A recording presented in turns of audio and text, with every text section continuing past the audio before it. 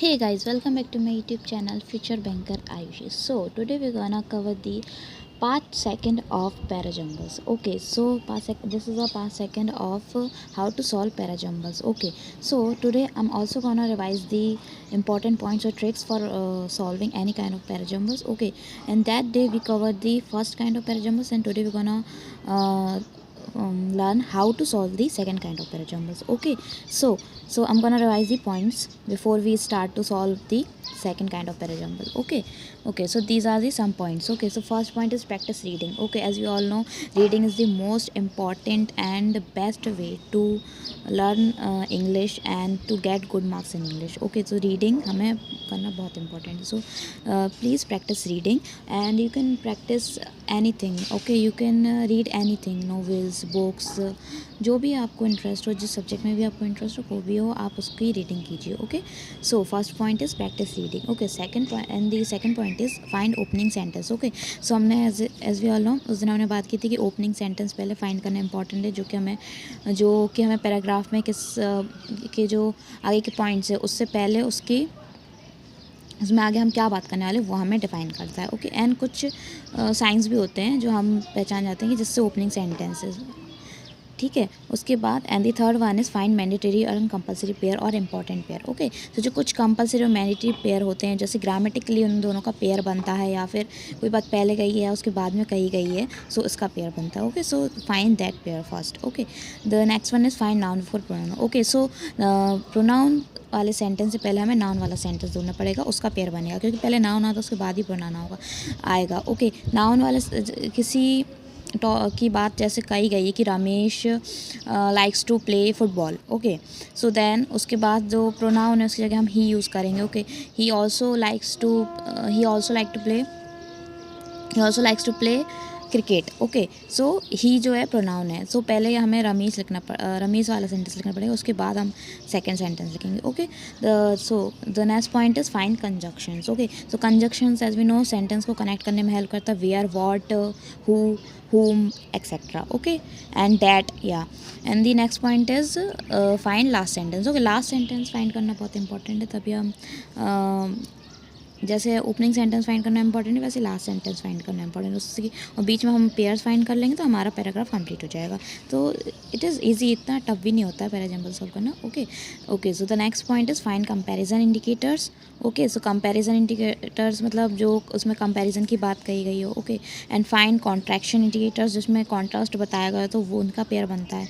Okay, and the next one additional indicator, जिसमें कुछ additional data या एडिशनल इन्फॉर्मेशन दी रहती है, जिससे जो उसके पहले जो पॉइंट में उसी की बात नेक्स्ट पॉइंट में थोड़ा ब्रीफली डिस्क्राइब किया होता है. ओके, सो उसका पेयर बनता है. इन द नेक्स्ट वन है सीक्वेंस इंडिकेटर्स. ओके, सीक्वेंस में दिया है firstly, lastly, thirdly, and you can also say year wise दिया हो कि इस ईयर में हुआ, नेक्स्ट ईयर में हुआ, उसके बाद ये हुआ, etcetera. Okay, so these are the points. I revised all the points. Now we gonna solve the second kind of parajumble. Okay guys, so this is the second kind of parajumble. Okay, so there are 1 2 3 4 5 points. Okay, and the last point जो है E है, वो पहले से ही fixed है. Okay, ये last point है, तो हमें सिर्फ ABCD इनको वो करना है. ओके, पैराजम्बल इसको हमें सही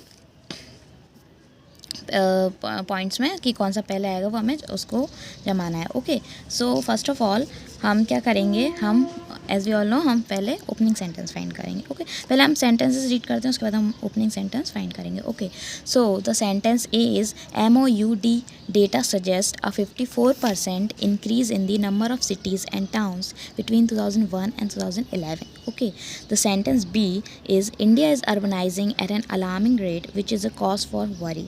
Okay, the sentence C is the ministry says almost 50% of the country will be urbanized by 2050. Okay, the sentence D is according to the Union Ministry of Urban Development MOUD 31% of the country was urbanized in 2011. And the last sentence is, and this rapid urbanization has happened without proper planning, which is the root cause of damage to the environment and nature. Say hydrologist. Okay, so हमने ये points पढ़े। Okay, so हमने ऐसा पढ़ा, as we all no, हमने जैसे first point में MOUD की बात हुई है, एंड सी पॉइंट में मिनिस्ट्री की बात हुई है, एंड डी पॉइंट में उसमें बताया गया कि according to the union ministry of urban development, MOUD, जो कि MOUD का फुल फॉर्म है। सो एज ओके, सो हम यहाँ से एक पेयर बन गया। ओके, सो पहले डी सेंटेंस आएगा, उसके बाद ई सेंटेंस आएगा।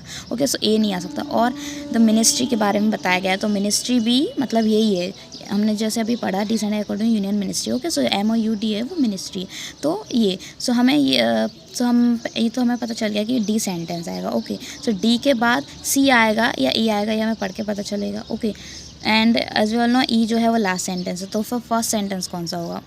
सो वैसे बात है, बी जो है वो हमें फर्स्ट ओपनिंग सेंटेंस का साइंस दे रहा है। Okay, India is urbanising at an alarming rate which is a cause for worry. Okay, so India एक जो है वो अर्बनाइज हो रहा है, मतलब मॉडर्न होता जा रहा है। ओके, एक अलार्मिंग रेट पे, जो कि एक चिंता का कारण है। ओके, तो ये हमारा हो सकता है फर्स्ट सेंटेंस, और आप ऑप्शंस की भी हेल्प ले सकते हैं। Okay, these are the options. Okay, उसके बाद India is urbanising at an alarming rate which is a cause for worry. उसके बाद सेकंड सेंटेंस क्या आएगा? तो हम अब इसके आगे की बात करेंगे। ओके, सो MOU डेटा, हमने अभी ये 3 पॉइंट्स पहले ही कवर किए कि ये पहले नहीं आएगा, ये पहले नहीं आएगा। पहले कौन सा आएगा? According to the union ministry of urban development, MOUD। Okay, पहले उसका फुल फॉर्म है MOUD का, पहले तो उसका डेफिनेशन दी होगी ना, तभी उसके आगे हम बताएंगे कि उसने फिर से ये कहा।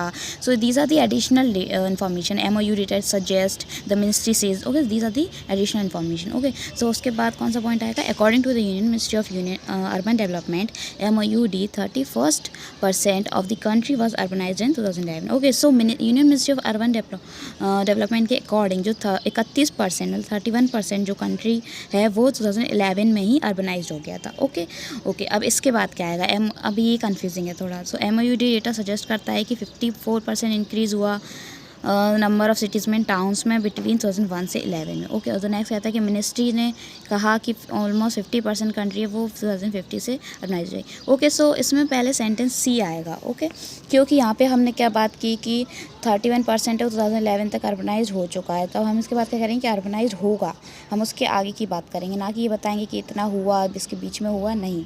ओके, तो उसके बाद आएगा option C, the ministry says almost 50% of the country will be urbanized by 2050. Okay, तो मिनिस्ट्री ये कहती है। उसके बाद ये मिनिस्ट्री MOUD डेटा सजेस्ट, फिर उन्होंने क्या सजेस्ट किया? ओके, ये उन्होंने पहले हमें रिकॉर्ड बताया, अब वो सजेस्ट कर रहा है। क्या सजेस्ट कर रहा है? कि 54% increase in number of cities and towns between 2001 and 11। उसने ये सजेस्ट किया कि 2001 और 11 के बीच में 54% इंक्रीज़ हुआ सिटीज़ और टाउन्स में। ओके ओके, सो ये हमारे चारों पॉइंट्स आ चुके हैं। उसके बाद हम इसको कनेक्ट करेंगे लास्ट पॉइंट से, तो ये हम देखेंगे इसका पेयर बन रहा है कि नहीं। Okay, so MOUD data suggest 54% increase in the number of cities and towns between 2001 and 11, and this rapid urbanisation has happened without proper planning which is the root cause of damage to the environment and nature से hydrology. Okay, so ये हमारा pair बन चुका है। Okay, तो which option is correct? BDCA। Okay, BDCA, ये हमारा pair बन चुका है। Okay guys, so this is all for the today's video, and we're gonna cover more points. I will make more videos about other topics in English. Okay, so okay guys, thank you. That's all for the today, and don't forget to subscribe my YouTube channel, and please like and share if you like the video, and thank you guys.